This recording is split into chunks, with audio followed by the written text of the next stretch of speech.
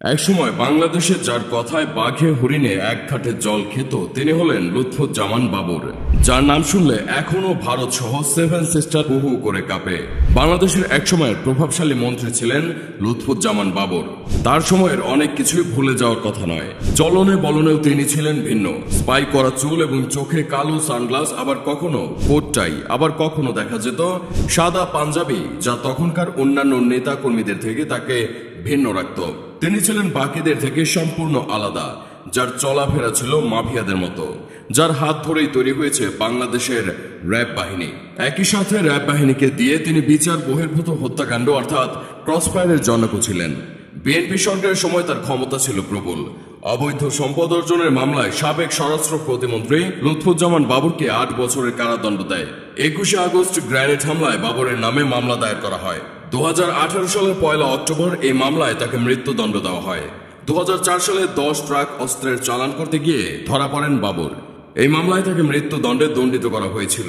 2008 সালের 13 জানুয়ারি অবৈধ সম্পদ অর্জন ও তথ্য গোপনের অভিযোগে তার বিরুদ্ধে দুদকের মামলা দায়ের করা হয়।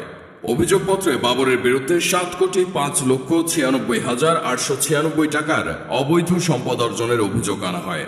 গণমাধ্যম দাবি করেছে শেখ হাসিনার পদত্যাগের পর নিঃশর্ত মুক্তি দেওয়া হচ্ছে বাবরকে। প্রিয় দর্শক, পুরো দেশের মাফিয়াদের বস এই বাবর। কি তার আসল পরিচয়, কিভাবে কেটেছিল তার জেল জীবন, এসব নিয়ে বিস্তারিত জানাবো আজকের এই পর্বে। এক যুগেরও বেশি সময় ধরে কারাগারে বিএনপি নেতা লুৎফুজ্জামান বাবর কেরানীগঞ্জের কেন্দ্রীয় কারাগারের কন্ডেম সেলে নিঃসঙ্গ জীবন কাটাচ্ছে এক সময়ের প্রভাবশালী এই নেতা। 2018 সালের নভেম্বরের পর থেকে এই পর্যন্ত তার পরিবারের সদস্য বা আইনজীবীরা কেউই কারাগারে দেখতে যাননি তাকে।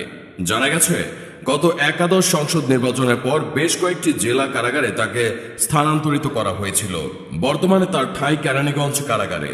নানা কারণে আলোচিত সমালোচিত সাবেক এই স্বরাষ্ট্র প্রতিমন্ত্রী কারাগার থেকে শোনেন তোলপাড় করা 2 মামলায় তার মৃত্যুদণ্ডের রায়।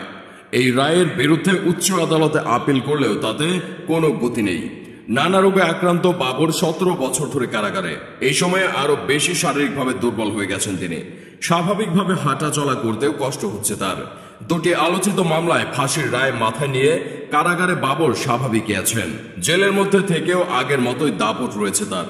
বিএনপি সরকারের সময়ে স্বরাষ্ট্র প্রতিমন্ত্রী বাবর 2007 সালে সেনা সমর্থিত তত্ত্বাবধায়ক সরকারের সময় গ্রেপ্তার হন।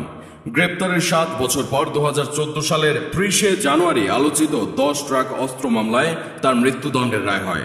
এই 4 বছর পর 2018 সালের 10ই অক্টোবর 21শে আগস্টের গ্রেনেড হামলা মামলার রায়ে বাবর সহ 19 জনের ফাঁসির রায় দেয় আদালত।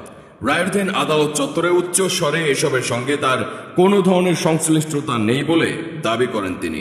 জানা গেছে বাবরের অনুপস্থিতিতে তার নির্বাচনী এলাকায় থেকে নির্বাচন করেন তার সহধর্মিণী। জানা গেছে বর্তমানে বাবরের স্ত্রী বাবরের গুলশানের বাড়িতে থাকেন। প্রিয় দর্শক, বাবরকে কি ছেড়ে দেওয়া হবে?